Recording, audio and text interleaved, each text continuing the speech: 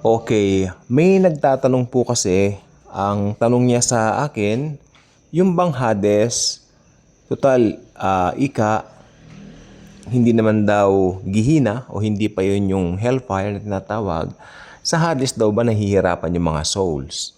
Unang-una, lahat tayo nandito pa po, no? At mararapture po tayo, hindi naman tayo pupunta dyan. Yes. Pero siguro kung meron tayong pagbabasihan, ito po ay ang, ito ha, sasabihin ko po sa inyo, ito po ay ang kung ano yung mga makikita nating mga senaryo sa Biblia. Hindi ko lang sasabihin na isang talata o gano'n. No, tignan natin yung senaryo. At ang Hades, ito po ay isa sa mga isinasalin na hell o impyerno. Yung pangalawa, Tartarus at pangatlo, Gehenna. Alam naman natin Tartarus, pinagtapunan daw ito ng mga fallen angels at yung Gehenna, yun, mag-o-open pa lang yon sa Antichrist at saka sa false prophet bilang mga buwan naman nung tenants doon. Hindi lang po tenants, forever na po doon titira at mauuna pa kay Satanas, no? Which is hellfire. Alam nyo, ang mindset ko while growing, pag namamatay ang unbeliever, pumupunta sa hellfire. Actually, ayun ang pinipreach ko dati, tawa ko ng tawa sa sarili ko. Sabi ko, oh, talagang iba yung nag-aaral lagi. Pag hindi ka nag-aaral, katawa-tawa ka pala. Ngayon, hindi naman na. Kasi alam ko naman yung sinasabi ko totoo. Dahil pinag-aralan ko yan. Kaya itong sasabihin ko po sa inyo, lahat ng naririnig nyo sa vlog ko, galing ito, siyempre, contribution sa Bible School, research, at sa mga books. Yes. At siyempre, kay Dr. David Jeremiah at Dr. Tony Evans, my favorite preachers. Yan, sila po ang top contributor sa akin. At ang mga books, yes, na aking binabasa. Dati nagbabasa ako nung kay Hal Lindsey. May natutunan din ako, kaya lang marami siyang sablay na, sa tingin ko, marami siyang sumablay na mga prophecies. But then, binabasa ko pa rin yung books niya dahil ako, naniniwala po talaga ako. Yung kay Hal Lindsey po ang una ko nabasa ang book about prophecy. Then sabi nung kaibigan kong pastor dati, sabi niya, ay maraming palpak yan, kanyang ganun. But I enjoyed the book. Oh yes, nakaka-enjoy yung book niya. Nakalimutan ko yung title, yung 1980s, sabi niya yon. Nakaka-enjoy yung book niya. Alam niyo si Hal Lindsey, ang galing ng ano niya, ang galing ng pagka-deliver niya roon. Alam niyo kung bakit? Ito ha, bagamat marami siyang pumalpak na prophecy, pero yung pagkakasunod-sunod na mga pangyayari, siya yun eh. Hindi nagbabago eh. Yun ang doctrine eh. Nandoon mo. Nag-rapture muna. Di ba? Tapos, dumating ang Antichrist, nagkapag-peace treaty, nandun lahat eh. So sabi ko, countdown yun ng 1980s pa lang ha. Ano na tayo ngayon? So 40 years ago na yun, mahigit. Kaya sabi ko sa inyo, kung talagang ano yung nasa Biblia at doon ka nag-focus, doon ka nag-stay, hindi ka mawawala. Ang sinasabi ng Biblia talagang pre-trib ang totoo. Tanggapin mo. Diba? Ang Antichrist, darating pa lang, tanggapin mo. Futurist tayo. At pre-trib tayo. Amen. Yan ang eschatology views natin. And I hope lahat kayong makikinig dito, nanonood dito, maging kapareho ko din naman ang views. Ano po? Para hindi kayo maligaw ng kung ano-ano mga turong mali-mali. Pag hindi ito ang views ninyo, sabihin ko po sa inyo, hindi nyo mamamatch ang scripture. At pag hindi nyo na-match ang scripture, malilito kayo at tignan nyo, tinuturo ko nung una. Ito naman po ang pag-amin ko. Ayaw ko mag-aral ng eschatology nung una kasi sabi ko, yan naman ano lang yan eh. Importante yung salvation. Ganon kami dati. Importante yung Christian living. Yan naman, ito pang worse na sinabi ko noon. Kung yan, maski hindi namin ipangaral yan, mangyayari at mangyayari yan. Pero ito naman pong sasabihin ko, kahit na ganun pa man, hindi ko ganun pinapangaral yan, naniniwala ako sa rapture, mauuna yung rapture, tapos second coming. Alam ko po yan. Hindi nga lang ako tutok, hindi kami babad. Amen. Pero meron akong natawa talaga na turo ko talaga dati. Nasa impyerno na sila. Sinusunog doon at si Satanas, nandoon. Kita niyo yan, mga turong yan. Tapos nagtanong ako sa sa mga nakakulong, nakapreso. Sino ang hari ng impyerno? Kasi talaga may special revelation doon eh. Hindi po si Satan ang hari ng impyerno, di ba? Hindi si Satan, syempre. Si Jesus pa rin. Tandaan nyo, bakit? Lahat ng nasa langit, nasa lupa, at nasa kailaliman man, luluhod sa Panginoong Hesukristo pagdating ng araw. And they will confess what? Jesus is Lord. Di po ba? Ngayon, tinanong ko, yung mga nakakulong, sino po ang hari ng impyerno? Si Lucifer! Kanya, nagmamadali yung matandang tumayo. Ako po, Lucifer! Kanya eh. Si Lucifer. Ano pong anyo ni Lucifer? Ako, ano po ang anyo niya? Doon sa, impyerno. May hawak po siyang tinador, pastor. Kanya. Hindi ko napigilan, nagtatawa ako eh. Hindi po yun. Ako. Si Jesus pa rin ang hari ng impyerno. Sinabi ko po sa kanya. Pero during that time, little that I know that, na yung palang hellfire, hindi pa mag-ooperate not until matapos lahat yung programa ng Panginoon. Ito nga po yung, anong tawag dito? Anong tawag doon na?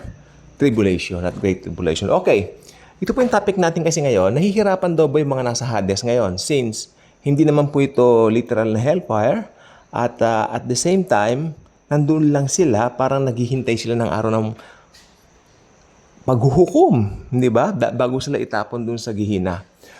Ang tanong, kasi ang dami nagtatanong sa akin, nahihirapan ba sila doon sa Hades? Ang sagot ko, yes. Pero siguro, ito akin lang po ito hindi kasing tindi ng level, walang kasing tindi yung level ng Gihina nakakaawa. Walang kasintindihan mga kaibigan, mga kapatid ko sa Panginoon. Wala pong kasintindihan. The very thought na nai-imagine ko yan, talaga po naman bumabaligtad ng sikmura ko. Diba? Dumating pa nga ako sa point na, Lord, mabuti kang Diyos. Paano mo papahirapan yung mga tao doon? Then, na nireveal sa akin ni Lord, matagal po yung, anong tawag dito? Kanyang katarungan. Na hindi niya yun create for them. For the people, He created it for Satan and his angels. Pero ang tao, mas pinili ang sumama kay Satanas. Kaya it makes sense, right? Walang hanggang kaparusahan yung Gihina.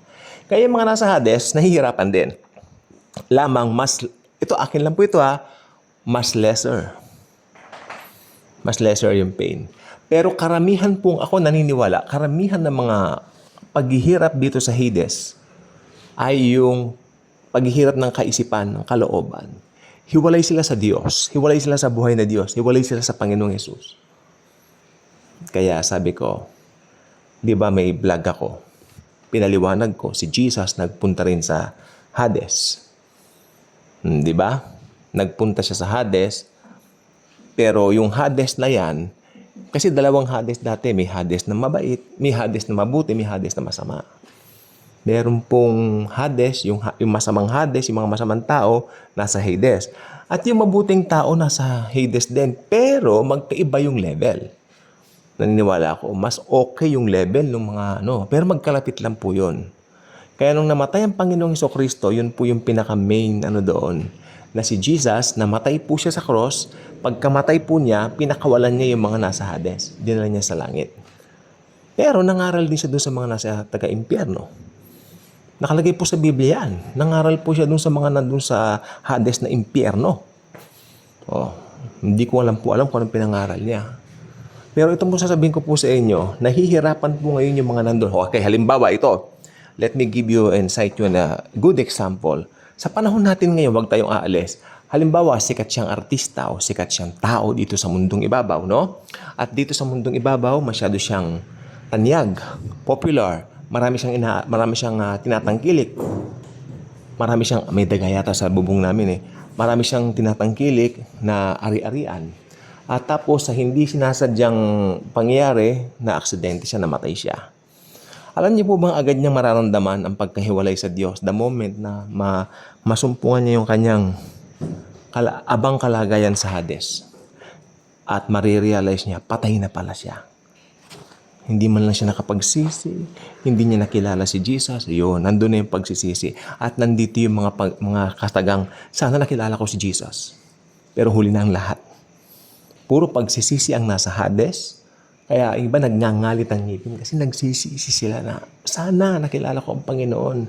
Sana nakinig ako doon sa nangangaral ng gospel.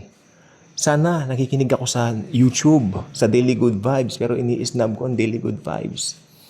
Ganyan. Diba? At ang ibang mga channels, ini-snub ko. Mas gusto ko yung mga walang katuturan na tinatangkilik ko noon. Ayan. Nandun, punong-puno ng pagdurusa. Punong-puno ng kabagabagan at kalungkutan ang buhay sa Hades. Pero ito pong hindi ko sigurado, hindi ko alam kung meron silang ideya na one day, itatapon sila sa gihina. Yan, medyo hindi ko po alam yan. Ako'y nag-aaral po. Hindi ako basta-basta magsasalita rito. Amen? Pero sa tingin ko po, hindi nila alam. Magugulat at magugulantang sila kasi kaluluwa po sila, hindi ba? Tapos, yung kaluluwang yan, manunumbalik doon sa kanilang kung saan sila inilibing or i-cremate man, isinabog man yung abo nila, mabubuo uli sila sa araw ng paghuhukom at bibigyan sila ng laman at buto. Yes, na parang ganito, na tangible, no? At sila ay bubuhayin muli at sasabihan, pumasa apoy kayo na walang hanggan. Gehenna. Mas matindi. Ngayon, naghihirap sila sa Hades. Pero mas matindi. Talagang mas matindi ng paghihirap. Literal na paghihirap na at physical na paghihirap na sa impyerno. Yun po yung gihina. Forever and ever. Kaya kung hindi pa kayo subscriber sa channel na ito, I invite you to do so. Huwag niyong pakawalan ng opportunity to make Jesus your Lord and Savior. At maniwala kayo sa ginawa niya sa cross. Sapagkat yan at yan lang ang tanging makapagdadala sa inyo sa kalangitan. Ang paniwalaan nyo na natapos siya na yung gawain sa cross. At siya ngayon, ang ating Panginoon at tagapagligtas. He will lead us there. Hindi natin magkakahiwa-hiwalay. Kaya kung talagang believer ka na ng Lord Jesus, ni Lord Jesus, hindi mo katatakutan itong mga naririnig at napapanood mo rito sa mga vlogs na ito dahil alam mo, secured ka na. Okay? Share the video. Mahalaga pong i-share ang video. Malay mo, sa pag-share mo ng mga videos dito sa Daily Good Vibes, maraming magbabago ang buhay kapag ka ito'y narinig. Pero please lang, kung may mga kamag-anak kayo, ask them to subscribe here. Paki-subscribe po. Mahalaga po yung nakasubscribe. Kasi iyan po ay palatandaan na naghahanap talaga kayo ng katotohanan. At dito po pawang katotohanan ang pinipreach dahil walang ibang bida at pinipreach dito kundi si Jesus na sa atin ay tunay at totoong nagmamahal. Bye-bye.